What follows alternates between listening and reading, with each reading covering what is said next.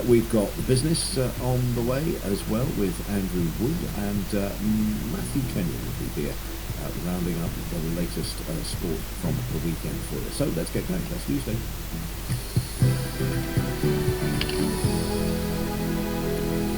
As Lauren said, let's start in Australia. Authorities have closed the border between Victoria and New South Wales following a spike of hundreds of coronavirus cases in Melbourne.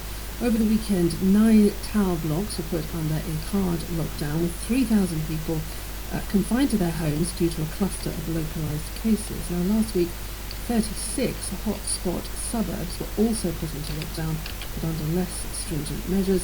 Residents are able to leave their homes for essential reasons. Let's get an update from the Guardian newspaper's Melbourne bureau chief, Melissa Davey. She joins us now. Melissa, let's talk then about the border. I mean, what does this mean? No travel whatsoever across it? That's right.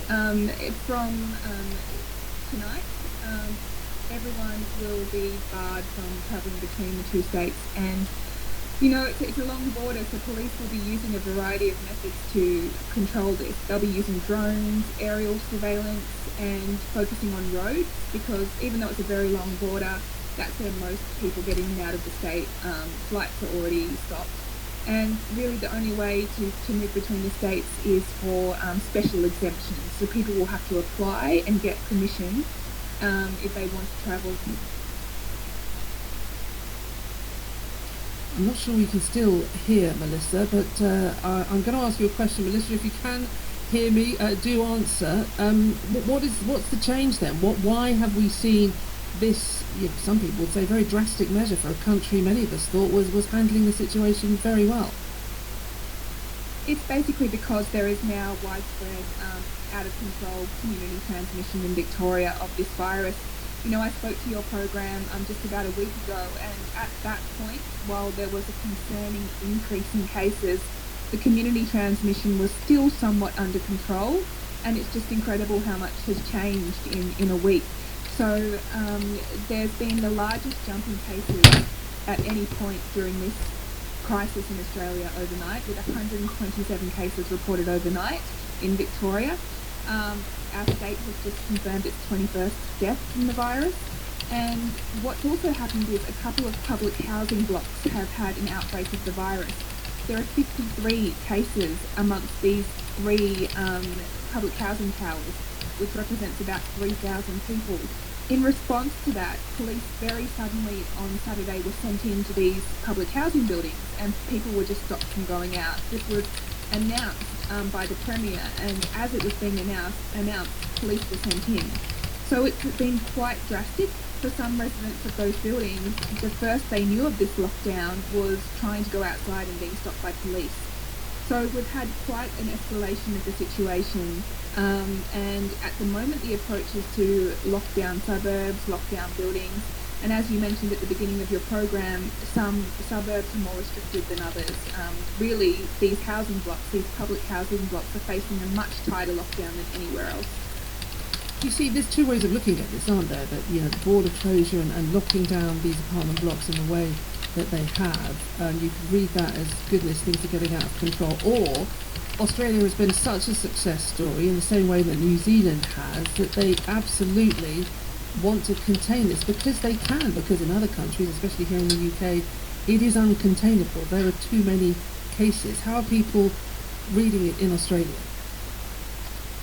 I think you're absolutely right that our approach has been to very quickly respond to even just a tiny jump in cases. Even getting double-digit new cases, so about 10 new cases, for example, a couple of weeks ago when this began, was of course a concern. People aren't opposed to the lockdown. I think people really understand that as frustrating as it is, this is necessary. What is being questioned is the way it's being rolled out, the way it's being implemented. Is it the right thing to do to send in 500 police officers into vulnerable public housing communities and to tell them they're no longer allowed to go outside? Is it correct to have police be the first people that those residents who have done nothing wrong, mind you, should see? The question also is, how long will this continue? Will other suburbs now need to be locked down? Is it easier just to lock down the whole of Melbourne again, the whole of the state again? Now that would have obvious repercussions for the economy. I think people are understanding of the public health measures needed. It's just the method that is now up for debate. Melissa, thank you for the update. That's the Guardian's Melbourne Bureau Chief Melissa Davey talking to us from Australia.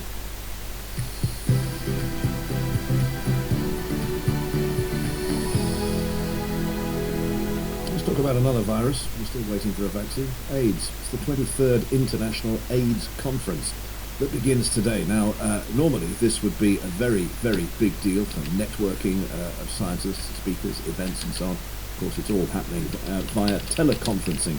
But it does give us a chance to talk about one of the very important impacts of the coronavirus, which is this kind of displacement effect, the attention and the money that it takes away from other public health issues. There's also, of course, the issue about how people with HIV are responding to coronavirus. Let's speak now to Mary-Ann Davis, Associate Professor of Public Health at the University of Cape Town, who focuses on HIV treatment in her research. Before talking about that displacement effect, Professor, I just wondered, has there been any research on the effect and the dangers of COVID-19 on those with HIV? Quite a bit of work done. So there have been quite a few papers published from international studies in Europe and the US. But because the burden of HIV is quite low in those countries, it's been quite difficult to establish whether there really is any increased risk or not. So I work for the Western Cape Department of Health in South Africa, and we've been able to look in our population where we do have a high burden of HIV.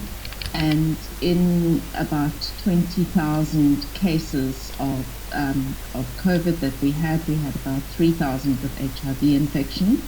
And we found that there was a moderate increased risk of death for people with HIV in the order of about a twofold increase in risk of death, which is much lower than what we had thought might be the case, knowing that these are people who are immune suppressed, and we know that your immune system is important in fighting infections, and is certainly much lower than some of the other risk factors. And I just wondered, that's very interesting, and I mean 7 million, I think, is the number of South Africans who have to live with HIV and managed to do so, but what has the lockdown had on, for example, getting antiretroviral treatment, that sort of thing? That must have been a challenge.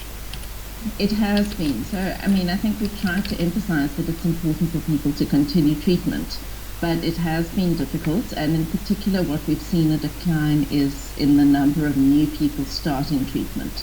So I think for people who are already on treatment, we have mechanisms to try to deliver their medication remotely, and they're obviously well known to our services, and we know if they're not on treatment. But for new people, there's been a quite a big drop-off in new treatment. I suppose that's not surprising, is it? There's this business of referral and what happens to what would be existing and there's inverted commas normal healthcare. What is the picture, you think, when it comes to long-term research, long-term sort of looking rather from the longer term, this knock-on effect of all the attention and the money being paid on COVID and less on HIV? Well, I think it's something that we certainly will be looking at, is the long-term impact of the lockdown, not only on HIV but also tuberculosis, which in a sense is more important because of the transmissibility. So if people aren't treated for TB, they can continue to spread. And so we certainly will be looking at that, but we've already seen decreases and are concerned and certainly trying to address that within our health services. A bit of a problem, isn't it? Because it becomes yet another health message that you have to get out there. You know, if you feel you're vulnerable, refer yourself. It's difficult, isn't it? It is challenging, and it's challenging as well for our staff who are coping with COVID, which is difficult. And now having to also step up in terms of making sure that routine services are delivered well. So it's challenging because all of these things are important to address, and it's a multiple burden of disease. And of course, I mean, it's a totally minor issue, but I'm interested, how do you expect that the conference works in the teleconferencing manner? You know, this would have been the largest gathering of people with expertise in your field. What's it going to be like, do you think, just doing it all on screen? Well, I think they're pluses and minuses. We had an earlier big infectious disease conference, the CROI conference, that had to go virtual at much shorter notice. So it's certainly the in-person networking, which is one of the big benefits of these conferences, is going to be much more difficult.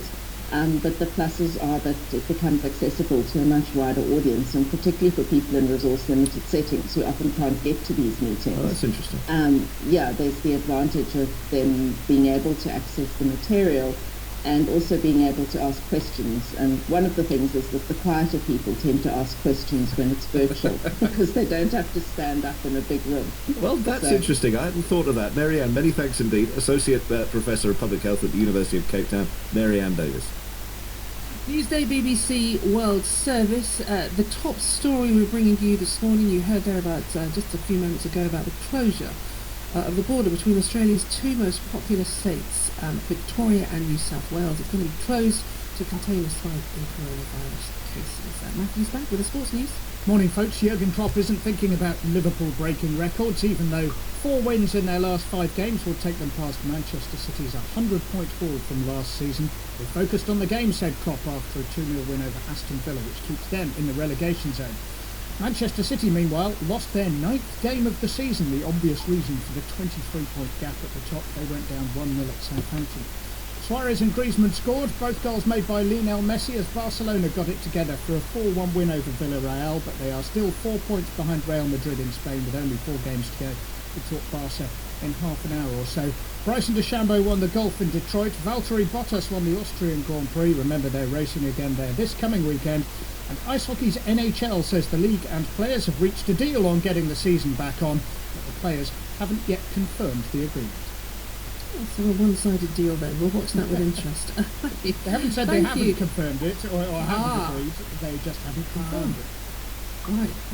Confirmed that they haven't disagreed either. Thank you very much. More sports news from Matthew on the way. Let's talk business news now and go straight back to Andrew Wood, who's on our business desk in Hong Kong. And Andrew, as we heard earlier in the news, 2 American energy companies have dropped their plans to build a controversial pipeline through a beautiful part of the United States in the Appalachian Mountains. Tell us more.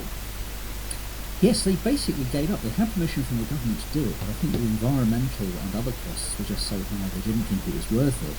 And actually one of the companies now, Dominion Energy, has actually decided to get out of the pipeline business and storing things like natural gas altogether, and has actually sold that, I think, for $10 billion to Warren Buffett, one of the world's most successful investors. Well, on the line now is David Crow, who's a co-founder of the Smart Investor in Singapore, to find out exactly why Warren Buffett, a successful investor, would buy a whole load of petrochemical assets, fossil fuel assets, at the time when everybody else seems to be trying to get out of the business. What do you think, David? Well, I think there's probably a couple of reasons. The first one is we have to understand the mentality of Warren Buffett. I mean, he buys assets, and what he wants to do is to generate cash from those assets. And perhaps he thinks that fossil fuel, which is at 5-year lows at the moment, has probably bottomed out. And whatever assets that are there, and he quite rightly mentioned that Dominion Energy wants to get out of that business, but it doesn't want to build any more pipelines. So therefore, whatever pipelines are there and whatever storage facilities are there will probably remain. And so this is very typical of Warren Buffett. He buys things that nobody else wants to buy. But he also buys things like brands, anything with a big brand. He seems to like that too. Why is that? Well, because, I mean, these things are very reliable. I mean, if you think about some of the big brands that you go out and buy, whether it's fizzy pops or things that you put into your washing machine, those type of things, I mean, they are very reliable, very dependable, and you can predict how much of the fizzy pops people will be buying over a period of time.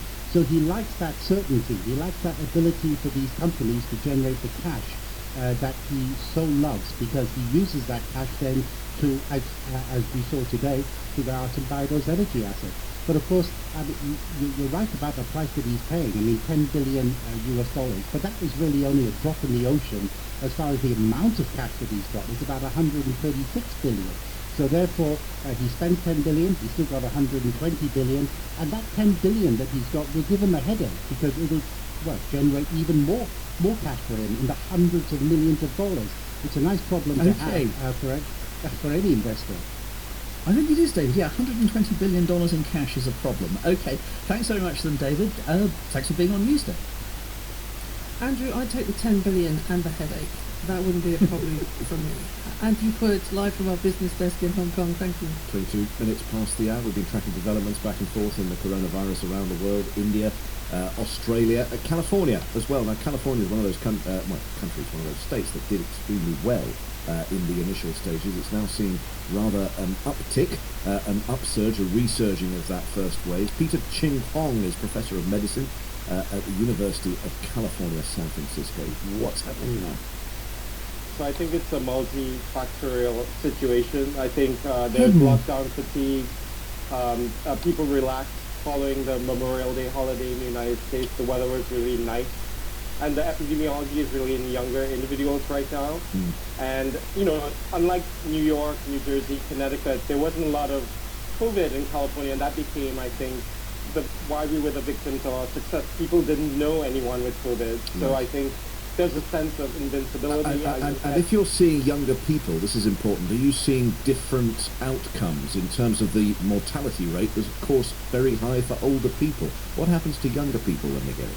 Younger people still get ill. They still go to the ICU. Our ICU is 75% filled right now, and we're learning more about the chronic effects of COVID following resolution of infection. So I think they're not out of the woods. And when we talk about super spreading events, I mean, you mentioned there, Memorial Day weekend, we see the beaches packed and so on. You work in St. Quentin Prison, somewhere like that. What's the situation there? So I don't work there exactly, but I've taken care of inmates who come to our university because all the regional hospitals have been tasked with taking care of this, what I call the COVID Chernobyl of the area. There are 1,400 inmates infected, more than 100 staff, and not everyone has been tested, and people are starting to get sick now and hospitalized. So staff as well, the staff presumably go in and out. There must be a considerable danger there. Exactly, and if you're not, and because COVID can be asymptomatic, you're going back and forth, you're bringing it into the community, and that's why Marin County, where the prison sits, is a particular hotbed right now and has been placed on an emergency watch list by the governor. Peter Ching Hong, that is Professor of Medicine at the University of California, San Francisco.